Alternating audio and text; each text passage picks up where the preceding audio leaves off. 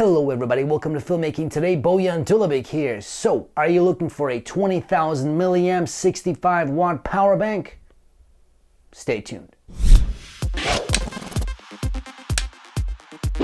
Alright guys, before we begin, just some housekeeping items. This product was sent to me by J-Gotech. They sent it to me free of charge for this review. However, as always, they have no influence on this video. They're not reviewing it before it's being published, and all the opinions you're gonna hear are my own.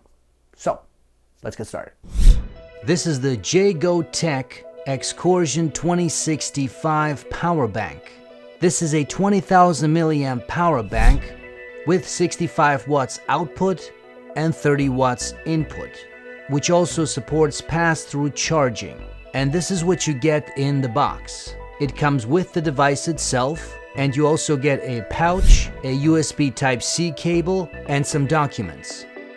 Now let's take a look at the hardware. On the device itself, you will see two ports. One is a USB Type-A port, and the other one is a USB Type-C. There's also one button which will show you the battery levels. The power bank is built very sturdy and will be able to power a variety of devices, ranging from cell phones to cameras, laptops, and a lot more.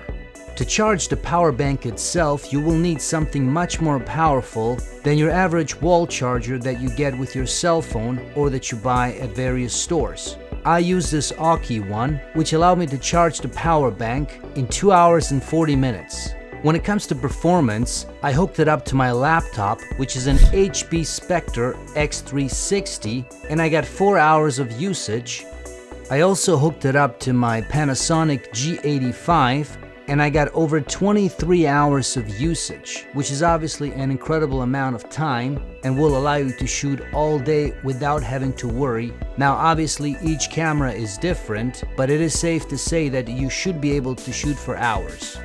So that's it guys, I hope you enjoyed this video. As you can see, this is a pretty sweet power bank. I mean, it's a power bank, it does what it's supposed to do, so that's a good thing.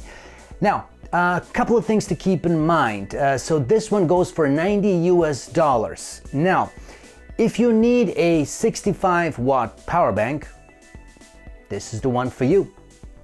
You know, it's all good. But if you don't need one, if you need a 60 watt or less than that, you can find them cheaper. In some cases, you can find them for, you know, half the price, right? So it all depends what you are looking for. But like I said, if you need a 65 watt, this one will definitely do the job. As you saw, I use it for my laptop, I use it for this camera, and man, that thing is awesome. So excellent there. Also, another thing to keep in mind, which I mentioned in the video, definitely get a wall charger that will support the 30 watt coming in, right? Otherwise, it's going to take forever to charge it, right? That's pretty normal with these high capacity power banks, right? They do need to be charged as well. So if you get one that supports 30 watt coming in, it's about 2 hours and 40 minutes. So, you know, to me, that's fine. I don't think that's a big deal. Most of my batteries for my cameras and all that usually take around that time to charge. So yeah, that's fine with me. So that's one thing to keep in mind. The other thing to keep in mind are ports. Now, again, opinions will vary. As you saw, this guy has two ports. It's got a USB-C and USB Type-A. In my opinion, I wish it had just one more USB-A because I like to use these high-capacity power banks to charge multiple devices, right? Or just to use them, have them plugged in. You know, my small lights, for example, you know, I have a small humidifier that I use to create smoke in the background or fog, you know, that kind of stuff. So I do wish there was one more port. Again, opinions will vary for you. You might not care, right?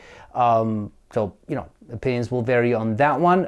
But to me, these are two things to keep in mind. Aside from that, you know, this thing will do the job. It's great. I mean, to get the 65 watt, to get the 20,000 milliamp, I mean, that's a pretty sweet, you know, high capacity power bank. And it is very sturdy, right? This thing is not made out of cheap plastic. This is, I think it's probably aluminum. It feels very sturdy. You know, it's got some weight to it.